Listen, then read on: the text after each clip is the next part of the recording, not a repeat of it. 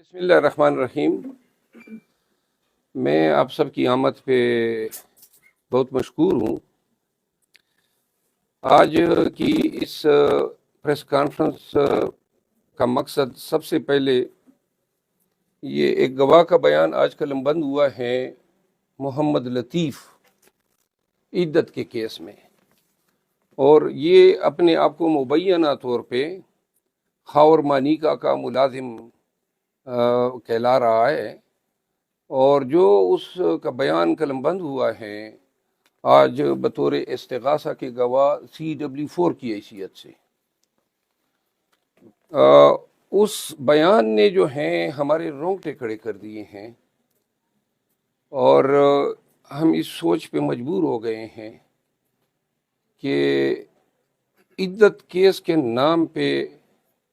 جو توہین، جو قذف کا ارتکاب کیا جا رہا ہے، اور جو خان صاحب اور ان کی بیگم صاحبہ کے خلاف کردار کشی کی ایک کمپین جاری ہے، وہ پوری قوم کے لیے ایک المیہ بن چکی ہیں، ایک سوال کو جنم دے رہی ہیں کہ کیا ہم اتنے اخلاقی پستی میں گر گئے ہیں اور اتنے جو ہیں گراوٹ کا شکار ہو گئے ہیں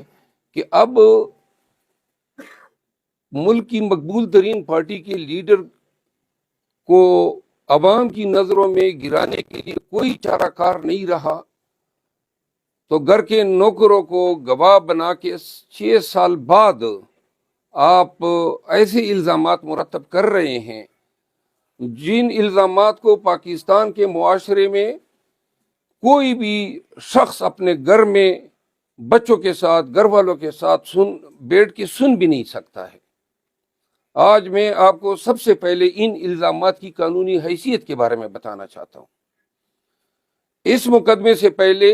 ایک اور مشکوک شخص کو لایا گیا جس کا نام حنیف تھا، اور اس نے انہی گواہان کے بیانات کے بلبوتے پہ، جو مولوی صاحب ہیں اور جو اون چودھری، اور ان کے بیانات پہ انہوں نے ایک کیس دائر کیا، اور وہ کیس یہ تھا کہ جو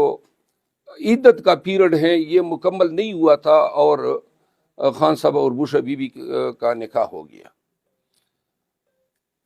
اس کیس کی جو نمائش اور تشہیر کی گئی،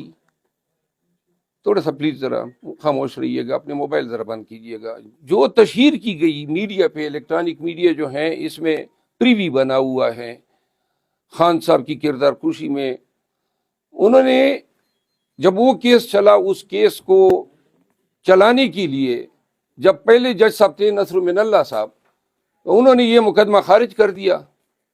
خارج ہونے کے بعد جو ہے نصر من اللہ صاحب سے وہ مقدمہ لے لیا گیا، اور قدرت اللہ صاحب کو جو ہے یہ مقدمہ تفویض کیا گیا۔ آج تک ہمیں اس سوال کا جواب نہیں مل رہا ہے کہ کیا وجہ تھی کہ آپ نے مقدمہ از خود یونیلیٹرلی ٹرانسفر کر دیا، نئے جج کو لگا دیا۔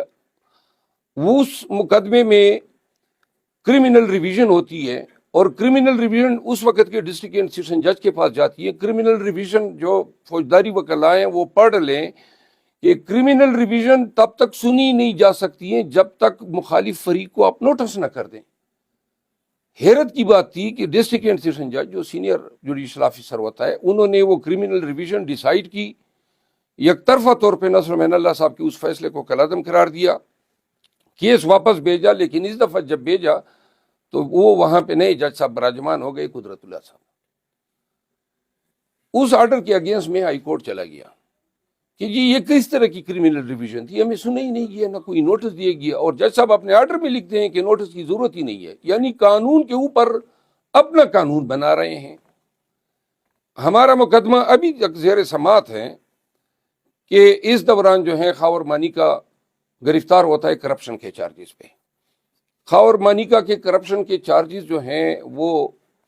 اچانک جو ہیں وہ کرپشن سے مبرہ ہو جاتا ہے، جس طرح وہ تمام لوگ مبرہ ہو گئے جو PTI کو چھوڑ کے پریس کانفرنس کر کے چلے گئے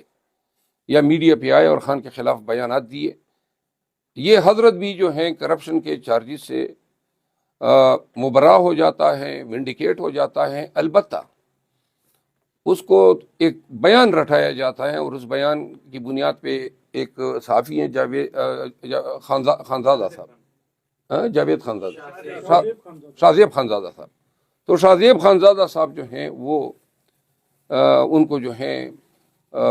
طوطی کی طرح بیان دلوا دیا جاتا ہے، میڈیا پہ نشر ہوتا ہے، اور اس کے بعد ایک طوفان بدتمیزی برپا ہو جاتا ہے PMLN کی طرف سے. میاں نواز شریف کا بیان آ جاتا ہے کہ جی یہ ریاست مدینہ کے علمبرداروں کا اصلی چہرہ یہ ہیں. اب جب پہلا کیس تھا وہ کدھر گیا؟ کسی نے پوچھا؟ اور یہی وکیل صاحب جو آج خاور مانیکا صاحب کے وکیل ہیں، وہی اس حنیف کے وکیل تھے، میرے دوست ہیں راجہ رضوان عباس صاحب. تو مطلب یہ ہے کہ پارٹی وہی ہے، صرف چہرے تبدیل کیے گئے. اب جب ان کو اندازہ ہوا کہ وہ کیس نہیں چل سکتا ہے، اس کے میرٹ پورے نہیں ہیں اور ثابت کرنا ناممکن ہے، تو اچانک ایک روز بغیر ہمیں کسی نوٹس کے، مقدمہ اس دن مقرر بھی نہیں ہے، اور وہ قدرت اللہ صاحب کے پاس درخواست دے دیتے ہیں کہ ہمیں یہ مقدمہ واپس لے کے نیا مقدمہ دائر کرنے کی اجازت دی جائے. یہ دیوانی مقدمہ میں ہوتا ہے، فوجداری مقدمہ میں اس طرح نہیں ہوتا ہے، کبھی آج تک ہم نے سنا ہی نہیں ہے. تو جج صاحب جو ہیں تیار بیٹھے ہوتے ہیں اور جناب اجازت دے دیتے ہیں. اجازت دینے کے بعد یہ خاور مانیکا کے بیان اور یہ جو وہی مولوی صاحب اور اون چودھری یہ سب مل کے دوبارہ گواہان بن جاتے ہیں. انتہائی پورتی کے ساتھ یہ مقدمہ دائر ہو جاتا ہے، اور اس کے بعد جج صاحب جو ہیں وہ بالکل گھوڑے کو لگام دے دیتے ہیں، اور استغاثے میں جناب علی گواہان، آج یہ جو گواہ ہوا ہے میرے خیال میں 5واں گواہ ہے، یہ گواہان ہو رہے ہیں، اور گواہان سے وہ کچھ کہلوایا جا رہا ہے جو شریعت کی نفی ہے، جو انسانیت کی نفی ہے، اخلاقیات کی نفی ہے. اتنی گراوٹ کا مظاہرہ کس طرح ہو سکتا ہے پاکستانی معاشرے میں؟ اسلام اور لا الہ الا اللہ محمد رسول اللہ کے نعرے پہ یہ ملک بنا ہے، اور آج ایک میاں بیوی آپ کس طرح ان کی تکذیب کر رہے ہیں، ان کی آپ کس گھٹیا انداز میں جو ہیں پاکستانیوں کو کیا اخلاقیات بتانا چاہتے ہیں. یہ آپ کی سیاست ہے، اور ملک اس سیاست کا کس طرح متحمل ہو سکتا ہے کہ جب آپ کی ساری ناؤ جو ہیں وہ یہاں پہ رک گئی کہ نوکر آپ کو مل گیا، اور نوکر جناب جو غلاظت اس شخص نے پھینکی ہے، یہ میں دعوے سے کہہ رہا ہوں کہ اس شخص نے قذف کا ارتکاب کیا ہے، اور ان تمام لوگوں نے قذف کا ارتکاب کیا ہے جس کی سزا دروں یعنی کوڑوں میں ہے. ہم ان کے خلاف قذف کے کیسز دائر کر رہے ہیں، نمبر 1. نمبر 2، پاکستانی قوم سے استدعا، یہ بیان پڑھو، آپ کا ملک کس نہج پہ جا رہا ہے،